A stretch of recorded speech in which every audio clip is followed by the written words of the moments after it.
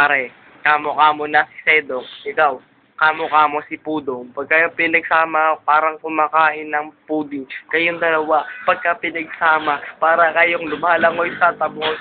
Kasi kayo pagod na pagod, kakasal sa inyo, kayo'y mukhang inasal. Pagka ako'y kumain, daig pa sinasal. Kaya kayong dalawa ay parang buko salad lamang sa inyong hapunan na wala namang kwenta.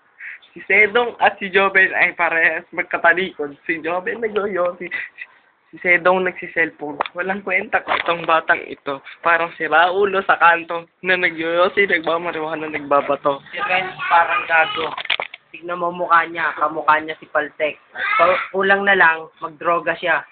Tapos yung ganito niya, lumubog. Upak na upak ang mukha ni Paltek.